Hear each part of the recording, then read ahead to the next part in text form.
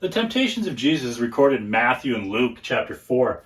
Maybe we shouldn't really think of them as temptation, because the word that we translate temptation could also be interpreted or translated as test.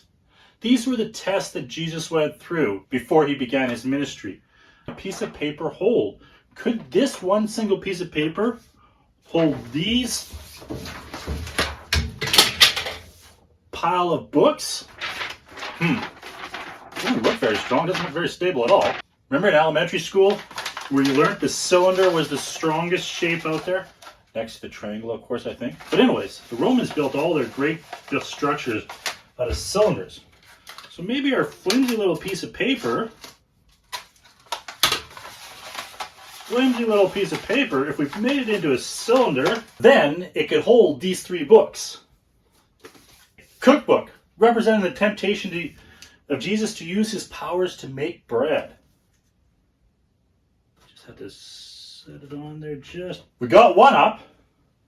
And then the next temptation, at least recorded in Matthew, was, could Jesus rightfully discern and use the scriptures correctly? He had 2 conflicting narratives in his mind from the Bible. One from Satan and one from God, which he had to figure out which was the best. Could that one? It does! Don't know if the world was the greatest temptation for Jesus, but for our single piece of paper, it is going to be the greatest test. Can I use this big, huge encyclopedia and put it on top of this single piece of paper with those other 2 books on there?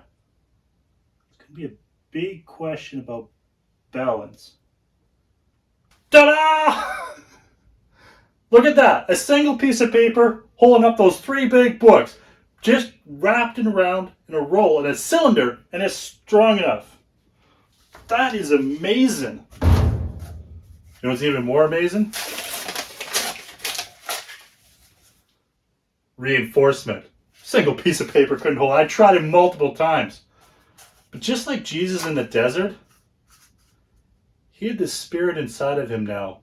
And the Spirit was giving him strength that he could overcome his test, those trials, those temptations, all while in his weak, frail body.